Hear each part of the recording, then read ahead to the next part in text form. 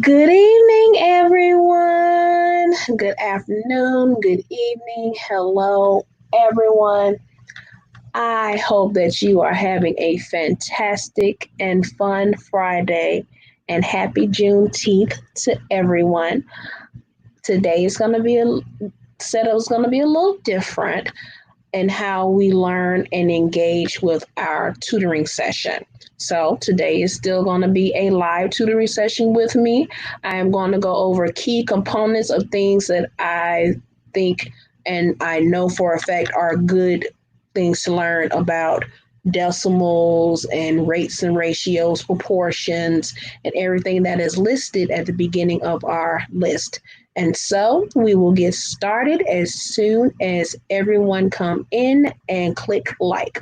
Other than that, I hope you're having a fantastic Friday.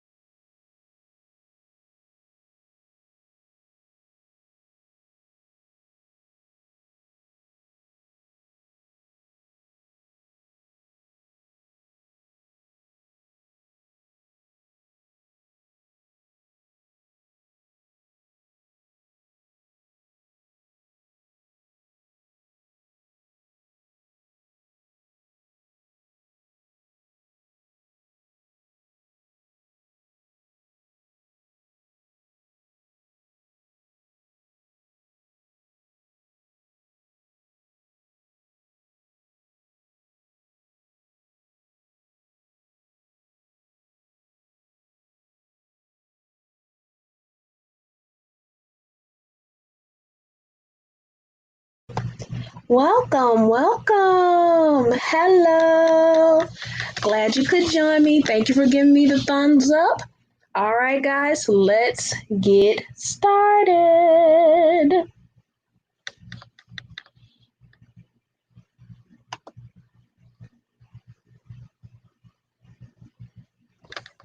First up, we have decimals. What are decimals? Decimals is the position of a digit to the right of a decimal point. The value of the decimal is a number less than 1 or part of the number. For example, 0.1 is 1/10 of 1 whole, meaning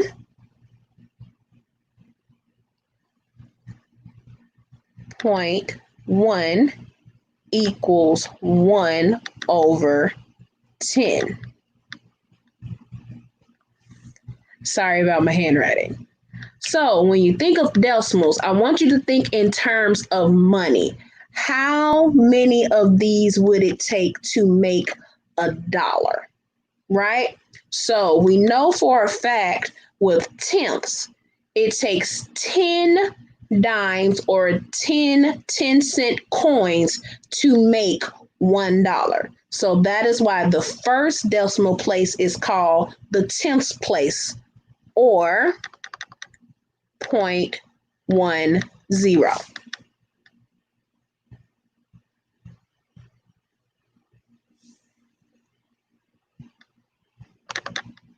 Next, you have the hundredths place. And of course, if you're thinking in terms of money, that would look like 0.01, which is 1 out of 100.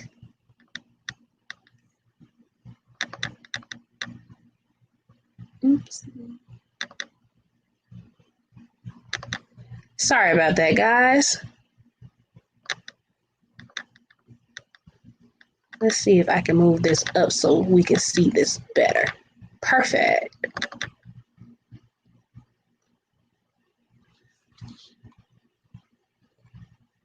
So now 0.01 equals 1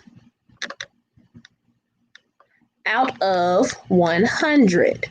And what that means is it takes 100 coins to make a dollar. So, for instance, you have pennies, right? Pennies, it takes 100 of them to equal $1 because a penny equals 1 cent. So 1 cent is usually 100th and is represented as 0.01 or 1 over 100.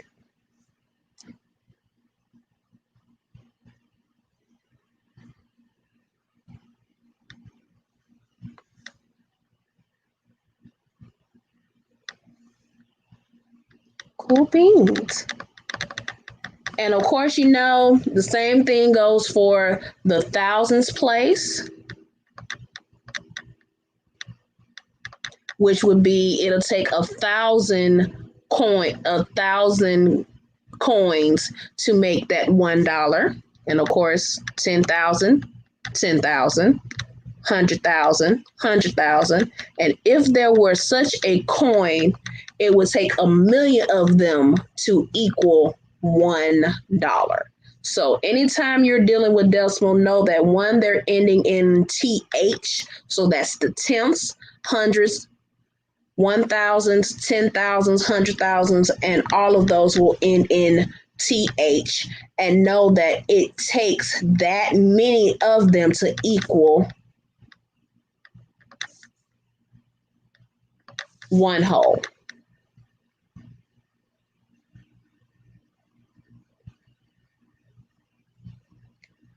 Any questions, anyone? If you have any questions, you can comment them below. If you're on the YouTube page, you can put it in the live chat. If you're on Facebook, of course, you can use it. Of course, with Facebook, you can use the comment section below.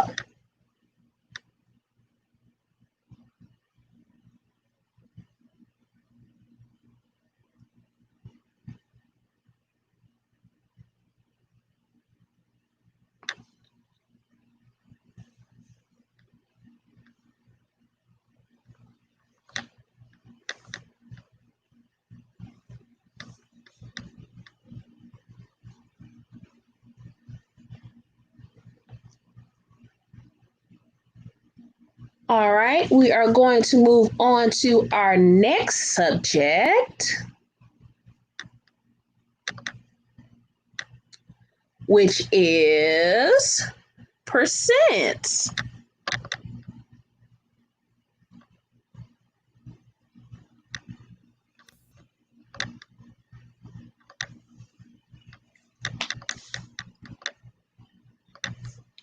All right, so the definition of percents is a fraction expressed as a number out of 100 and followed by the percent symbol. So it always is like to the right, which is the percent number on top, and always in 100, and it always is followed by the percent sign. So anytime you're dealing with percent, know that it is a decimal or a fraction that is expressed over 100, and it is followed by, to express it, it must be followed by a percent symbol. So, for example, you may have, especially if you're converting from decimal to percent or fraction to percent, you may have, for example purposes, the decimal to percent, you may have 0,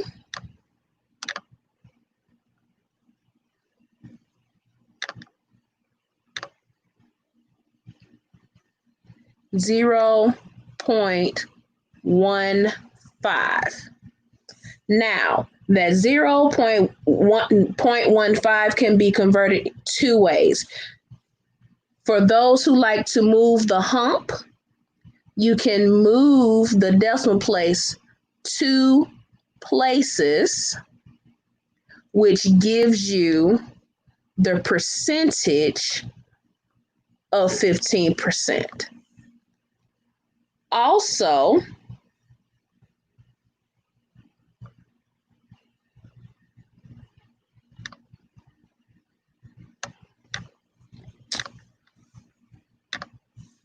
Also, you can take that 0.15 and multiply it by 100, and that also will move the decimal place into the 15%.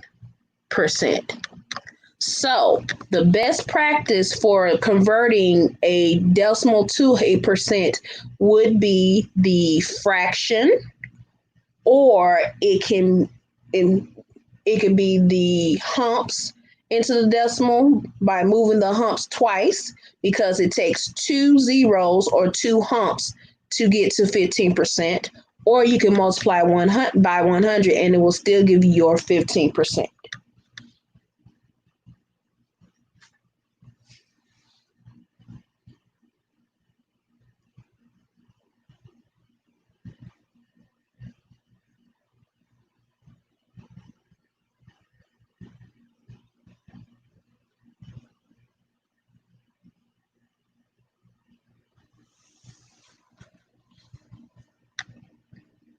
Any questions?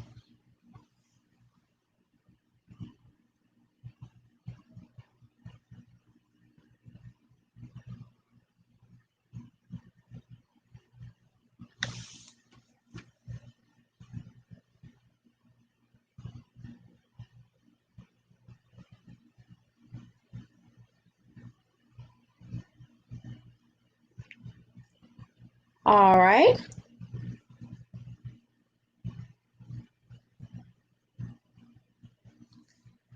Next, we of course have the fraction to percent, which, as you can see in the picture located here, is when you take the fraction and you put it over 100, and that indicates that it is 11%. You can also divide the 11 by 100,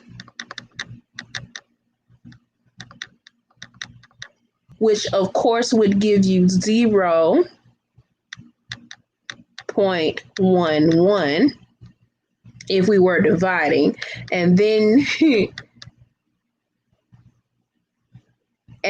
you could of course again multiply by 100, and then that'll give you back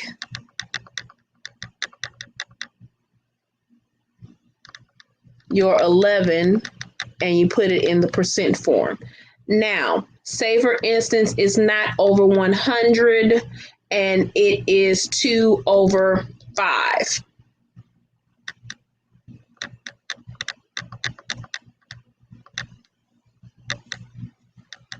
So your fraction is 2 over 5.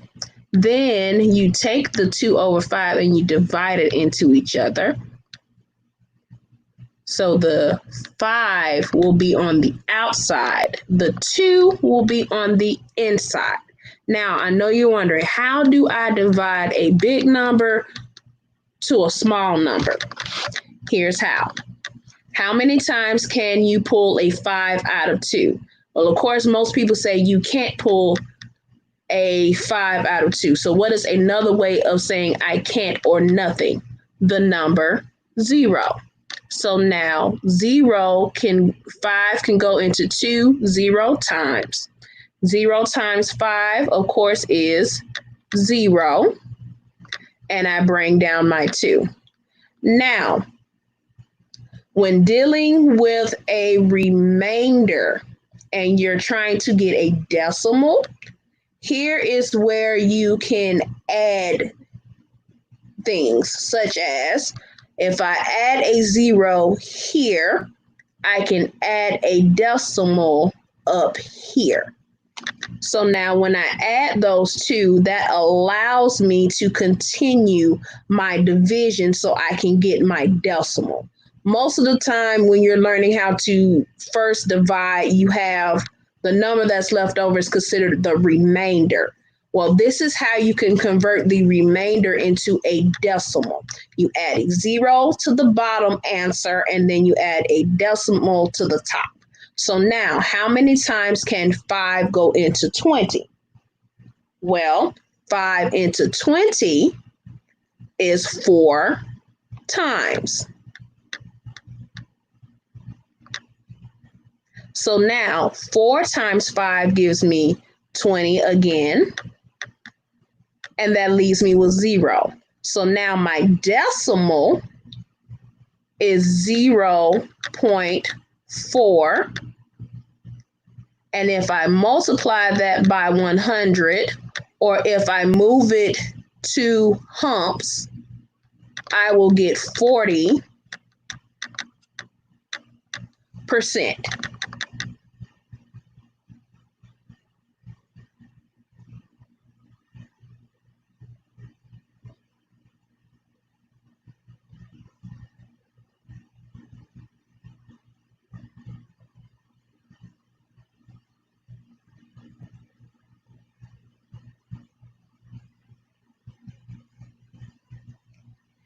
Any question, guys?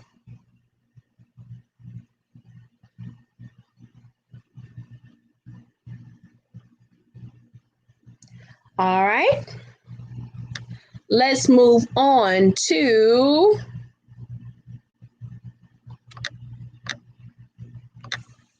rates.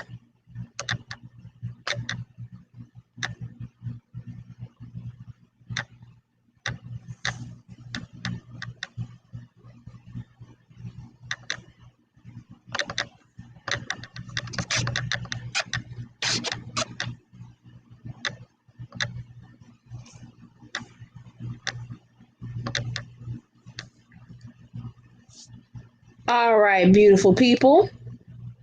This next part is about rates, ratios, and proportions. First up are rates. What are rates? A rate is a ratio that is used to compare different kinds of quantities. More specifically, unit rates is the ratio of two measurements in which the second term is 1. So now when you are doing rates and unit rates in word problems, because more than likely you will see rates, ratios, and proportions. All of those will be seen mostly in word problems. Here is how you can recognize those different key factors. So for unit rates, you will see the word per a lot, and it will be used in a single manner, such as per minute, per hour, per dollar, per inch, per gallon, anything that is an equivalent of 1. The second term is always per something. So like the example here.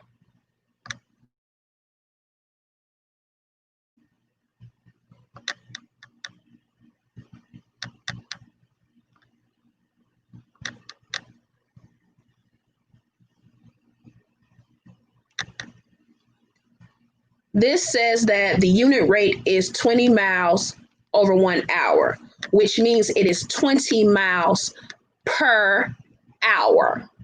Or the second one is the 20 words per minute.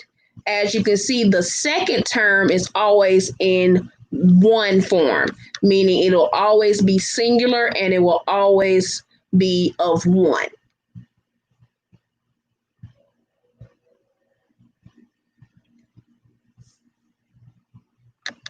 Now, if you are dealing with rates, rates is a little different. Rates coincides with ratios. It will ask how many in for 1. So for example, Ken can walk 40 dogs in 8 hours. How many dogs can Ken walk in 12 hours? So then the question is now, what is the rate for Ken for the 40 dogs in 8 hours, and then how many dogs can Ken walk in 12 hours? And so what that would look like, first you would have the 40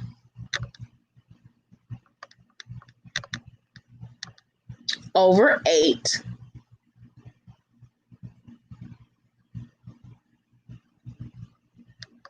which makes that 5 out of 1, which lets me know he walks 5 dogs in 1 hour. So now, if he walks 5 dogs in 1 hour, how many dogs does he walk in 12 hours? Well, if 1 is 5, then in order to get 12, I would need to multiply by 5.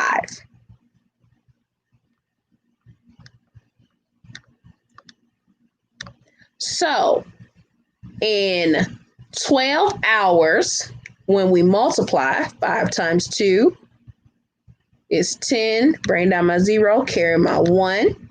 5 times 1 is 5 plus 1 gives me my 60, which lets me know that Ken can walk 60 dogs in 12 hours. I don't know how many people know 60 dogs to be a dog walker, but that is a lot of dogs to be walking in 12 hours. Also, you will see the word every in a plural manner, mostly when you're dealing with rates more so than unit rates. So, say for instance, Lisa can make 4 cakes every 2 hours. How many cakes can she make in 6 hours? So, same rule applies as we did above earlier.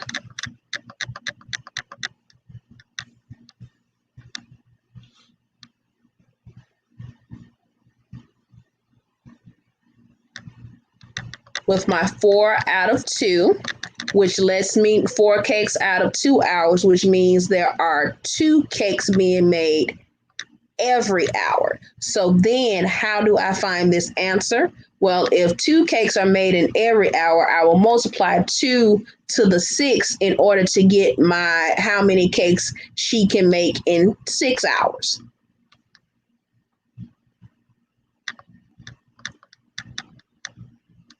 And of course, 6 times 2 is 12. So in 6 hours, Lisa can make 12 cakes.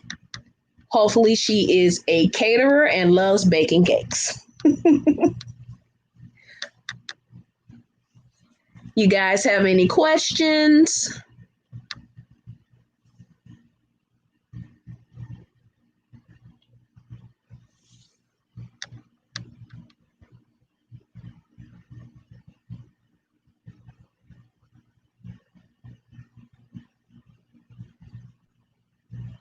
All right, we shall move on to the next subject matter.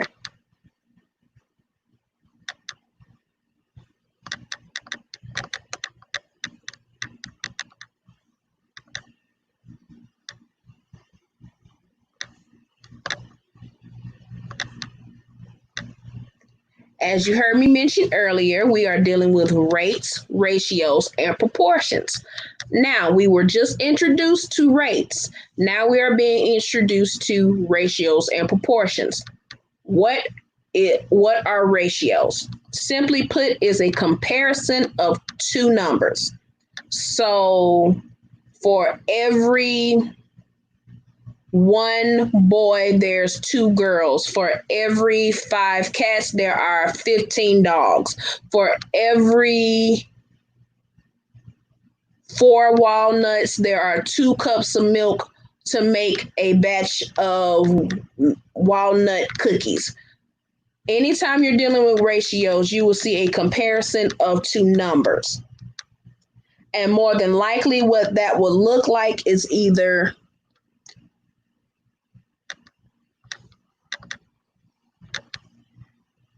the word 2, which would be 1 to 2,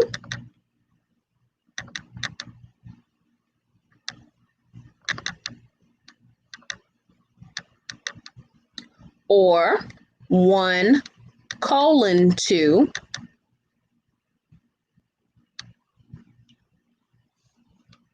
or 1/2. Looks familiar, doesn't it? Ratios and proportions are also part of fractions. So whenever you're dealing with rates and ratios, proportions, know that you are dealing with a form of fractions. So now, what is a proportion? The proportion is the size, number, or amount of one thing or group of things, and it is compared to that of another thing or group of things. So, what does that example looks like? Well, below I have an example problem.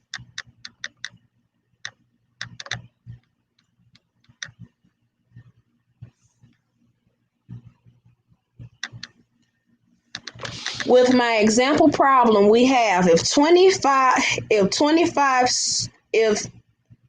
there are 25 students, 10 being boys, 15 being girls, are in your class, then the ratio of those boys to girls are 10 to 15.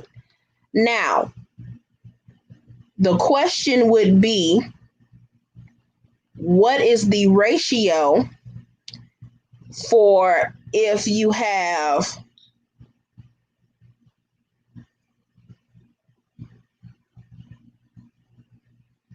5 students?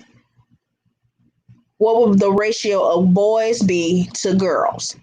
So now, if we know that 10 to 15 is the ratio of boys, that means for 5 students, it would be 2 to 3. Because in total, it is 5 students. And for those 5 students, you have 2 boys in that classroom and 3 girls in that same classroom. Whereas in the other classroom, it was 25 students and you have 10 boys to 15 girls. So the reduced or equivalent proportion to 10 to 15 would be 2/3. So the example problem of ratio and proportion goes as 10 to 15 is equivalent to 2/3, or if there are 10 boys to 15 girls in Miss Jackson's class, how many girls are in Miss Lincoln's class who has 2 boys? The way you solve this is by setting up the proportionate ratio. So, as you can see here, with the ratio and proportions, with proportions, it's the if A over B equals C over D, then A times D can equal B times C. So, to solve our equation of 10 boys to 15 girls for Miss Jackson, how many girls are in Miss Lincoln's class if there are 2 boys? Well, based on the fraction equivalent portion, you have 10 over 15. That's 10 boys over 15 girls. We know that there are 2 boys in Miss Lincoln's class. The question is, how many girls are in Miss Lincoln's class? So what you will notice with proportions is when you are dealing with proportions, know that there is an equal sign for proportions in order for you to cross multiply. Cross multiplication requires that the proportion be equal to each other. If they are on the same side, like adding, subtracting, multiplying, and dividing, you cannot cross multiply them. They must be equal to each other to be considered proportionate so that you can cross multiply. So now I would take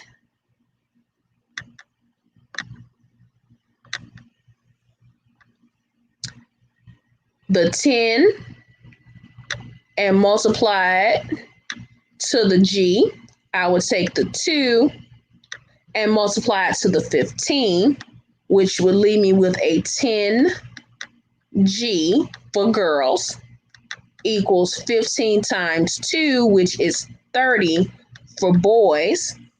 And then to figure out how many girls are to my boys, I can either divide by 10 on both sides or say, hey, 10 times what? 10 times how many girls would give me 30? Well, if I divide by 10 on both sides, or I'm asking myself how many girls would it take for it to be equivalent to this 30, then that means that the number of girls equal 3.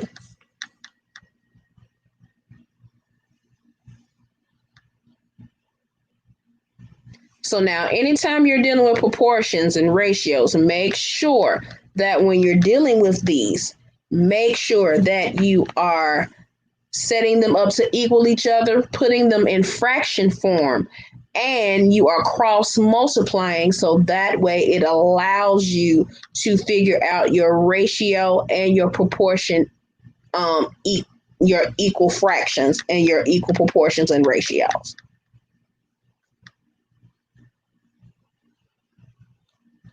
All right, class, is there any questions?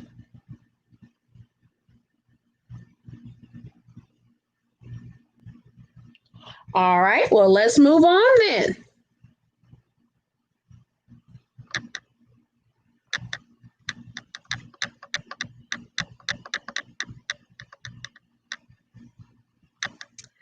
Next up, we have volume. Turn it up if you can hear me, because we are going to turn up the volume. Okay, what is volume? Simply put, the volume is the amount of space the 3D object takes up or can be filled with. Know that a three-dimensional shape, it has a length, it has, depending on the type, it has a length, it has a width, and it has a height. One of these volume figures do not have a height. That would be a sphere, because there isn't a length or a width, because a sphere is curved and circular, so there won't be a height or length or width to measure it by. How you measure a sphere is based on its radius, which is half of the diameter, and is the center, is half of the center of the circle or sphere.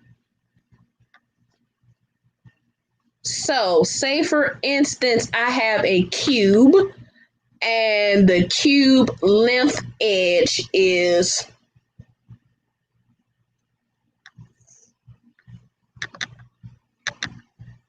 5 inches.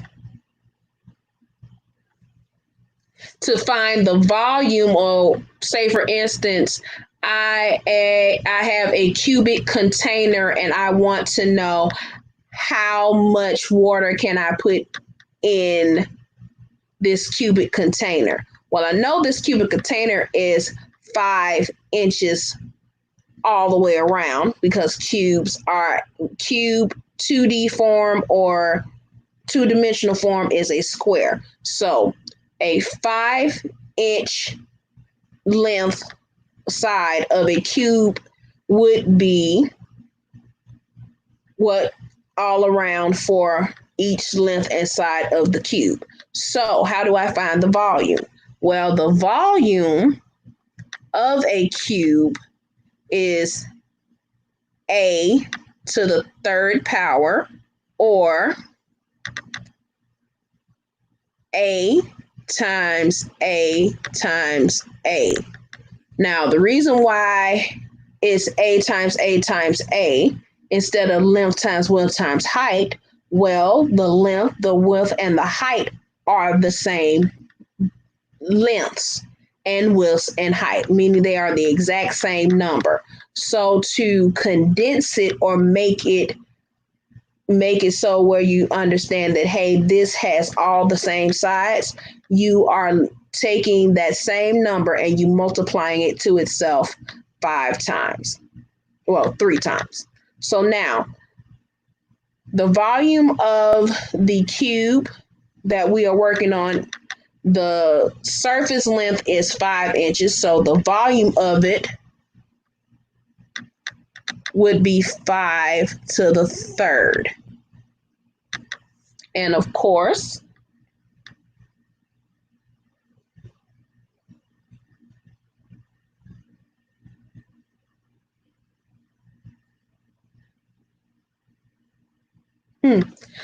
Of course, 5 to the third gives us 125 cubic inches or inch.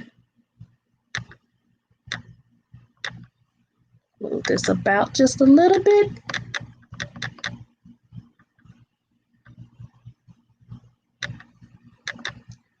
V equals 5 to the third, which gives me 125 cubic inches or inches to the third.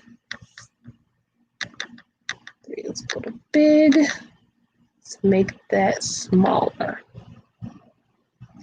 Let's also make it coherent, shall we? Is everyone still with me?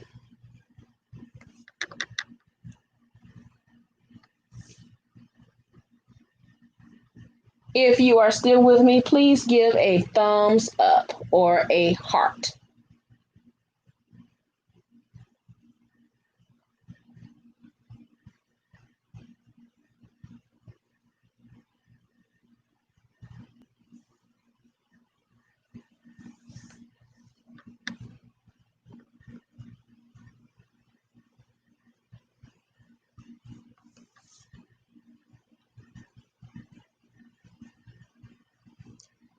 Thank you.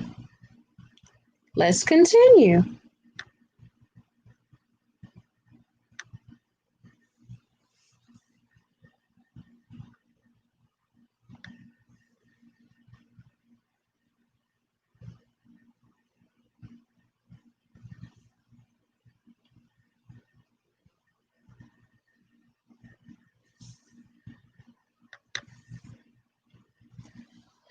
Okay, guys, last but definitely certainly not least, we have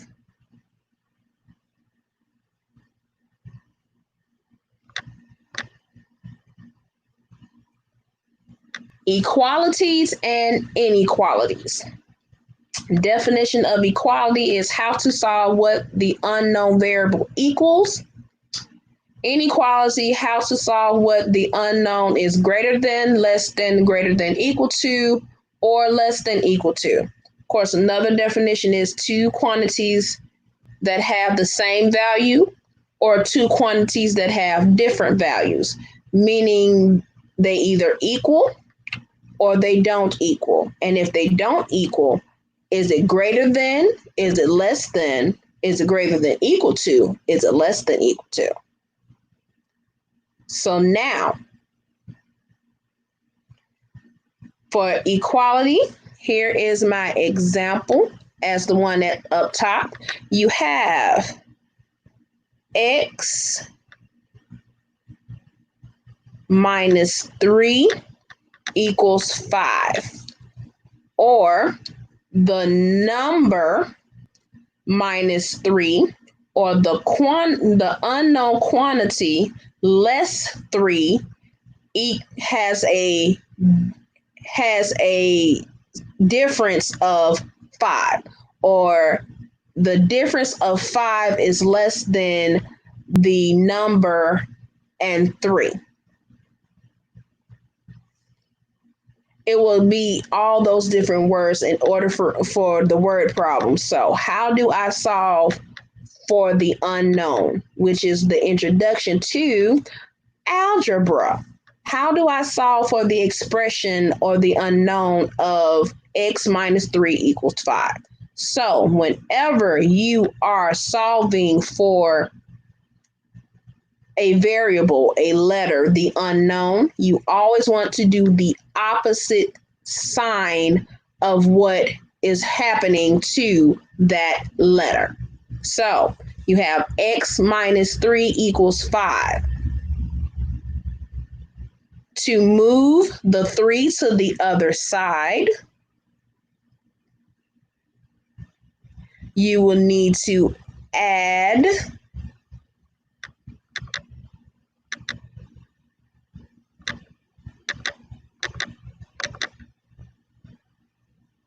add 3 on both sides.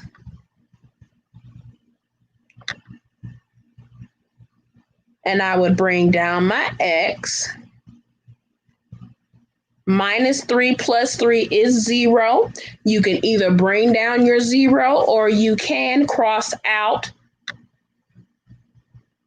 the plus 3 minus 3, which will leave you with an equal sign.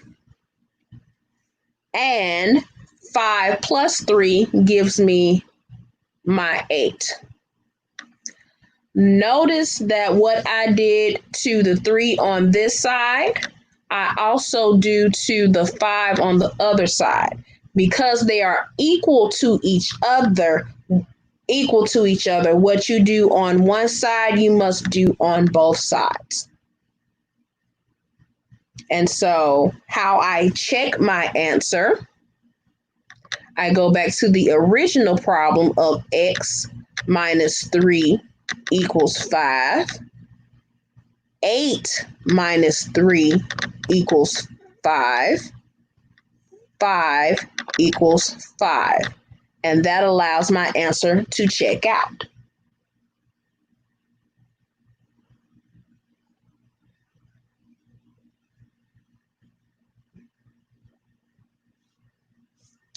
Another example.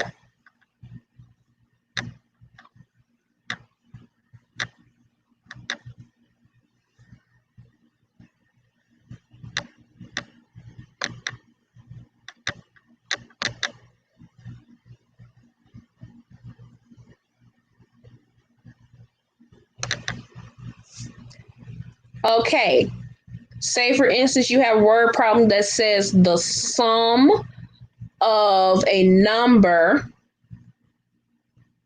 plus 4 adding 4, or the sum of a number and 4 equals 9.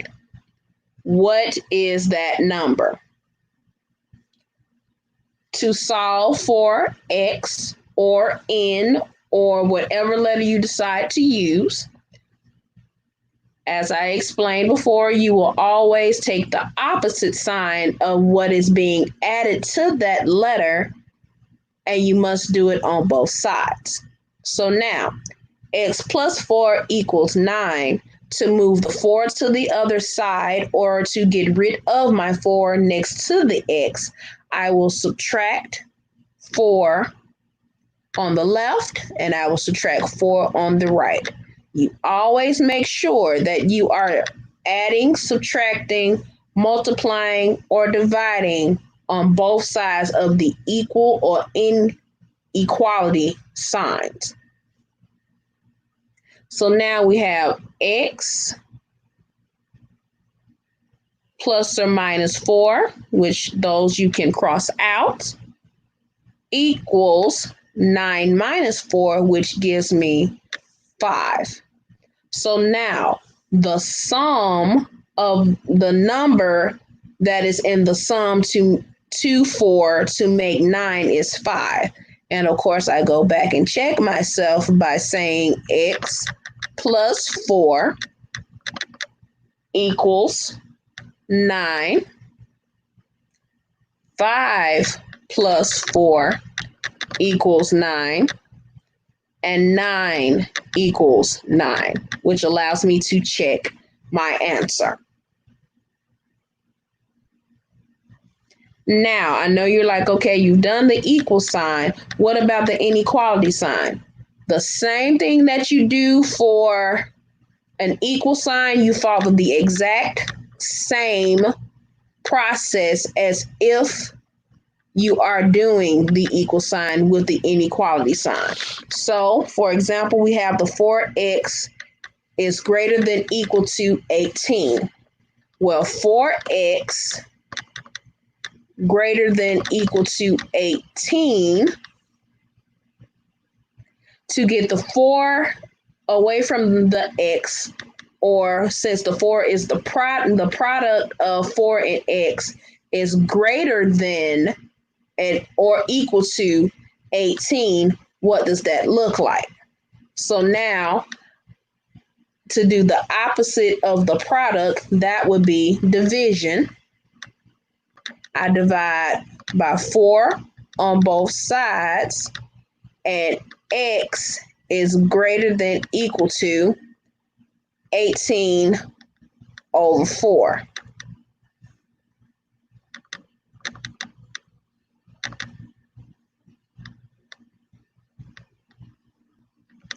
Now, you can take the same answer and you can reduce it, you can simplify it, which, if I do so like this, x is greater than equal to 18, and 4 has a common number of 2, which if I divide both of them by 2, 18 divided by 2 gives me 9, and 4 divided by 2 gives me 2. That's if you want to simplify it. And that's if the question requires you to simplify it.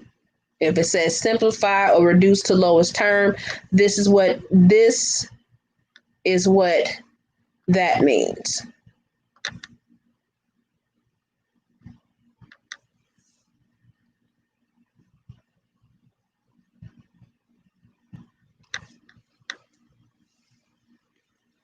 Thanks for stopping by, Brittany.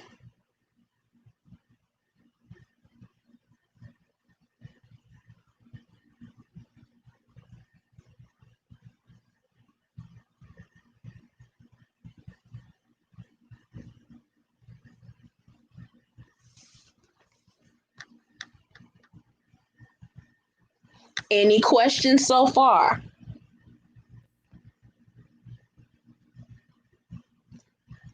All right. Quick thing when it comes to inequalities. Sometimes with inequalities, they can change or flip. So, how do you know when you are supposed to flip an inequality? Say, for instance, you have an equation, and when the result of that equation, you have 4 is less than x. Well, to read it from left to right with having the variable or the letter first and then the number second, you would need to flip the sign to where if 4 is less than x, then that means x is greater than 4. Also, if you are multiplying or dividing by a negative number, remember we did positives and negatives this week. And so multiplying and dividing by a negative can change the direction of an inequality. So now, say for instance, you have negative 2x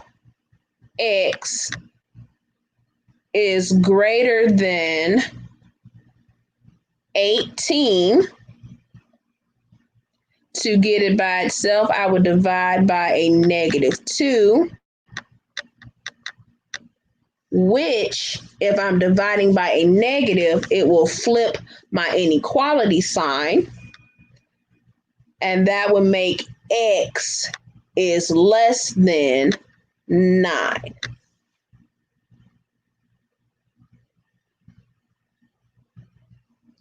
Those are my only two rules that differs or make the difference between the inequality and equality. Is that either the signs are going to flip because you have the number to the letter from left to right, or you are multiplying and dividing by dividing the letter that you're trying to solve by a negative number.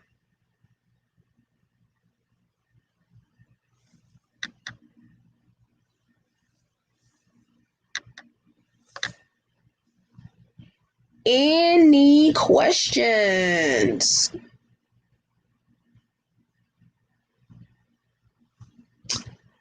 All right, guys.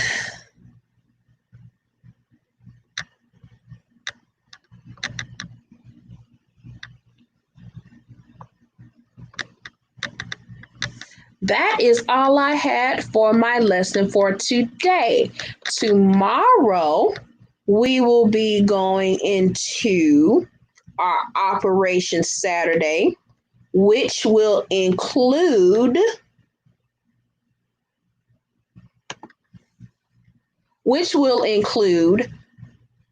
multiplication, and I will divulge and explain further statistics and probabilities, meaning we're going to go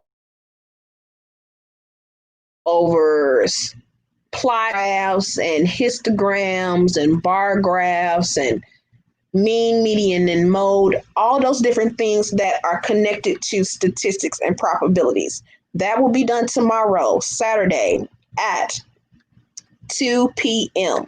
The link will drop first thing in the morning. Of course, if you have any questions before then, you can text me, IM me, DM me. Of course, text me at 205-542-5062.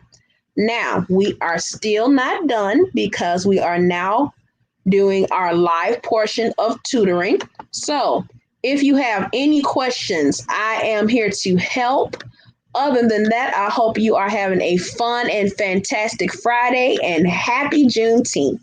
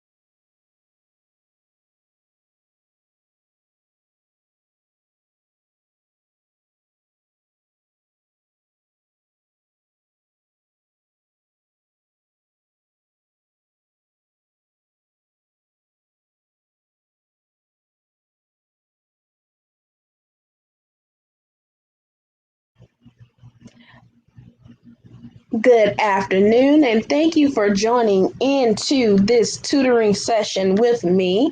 My name is Miss Kris, and right now we are in the middle of our live tutoring portion of this live. If you have any questions, any math questions, because all math questions are important, you can comment them below. I am here to help, and I hope you are having a fun and fantastic Friday. And thank you.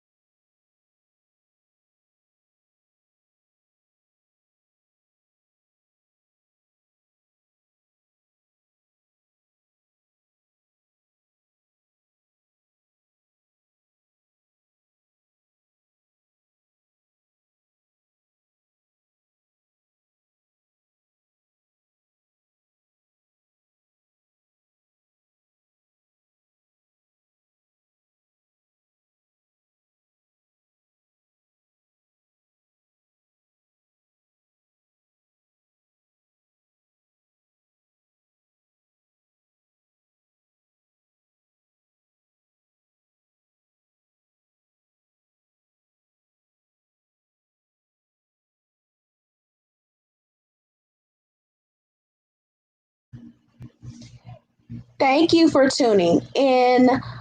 This is Miss Kris of Mathematics for You Tutoring Services LLC. If you have any questions about the tutoring portion that we did earlier on, you can click the link that is located in the Facebook page. If you're on the YouTube page, you can scroll past scroll past to the left, which will allow you to rewind this video. Also, Facebook fans, if you are scrolling and looking for the link, it will say YouTube page. Click on that YouTube page link. The first live you'll click on that, and of course, you will rewind to see what we learned for today. Other than that, right now we are doing the live tutoring session. We are within the last 45 minutes of the live tutoring session.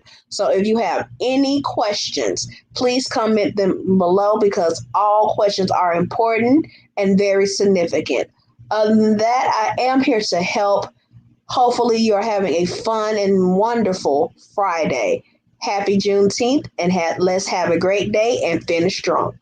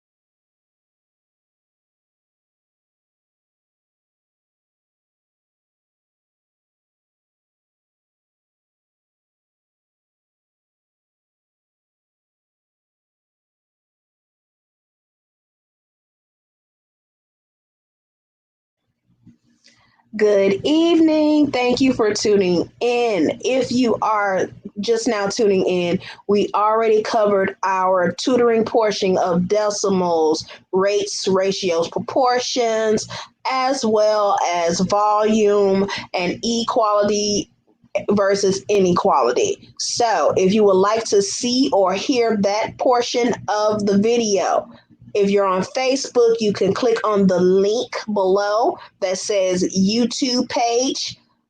Once you click on that link, you should see the live saying live tutoring session with Miss Kris. Once you click on it, you can either double tap to the left or you can click on the red scrolling button and it'll allow you to rewind and go to the beginning of this session. Other than that, right now we have our live tutoring session. We are within the last 30 minutes of our tutoring session. So if you have any questions for all of your mathematical needs, I am here to help. For all math questions are very important and significant. So please comment those questions below. If you have any questions as far as offline tutoring sessions. Those can be comment below as well. Other than that, I am here to help today. Hope you are having a fantastic and fun Friday and happy Juneteenth. Thank you for tuning in with Miss Kris.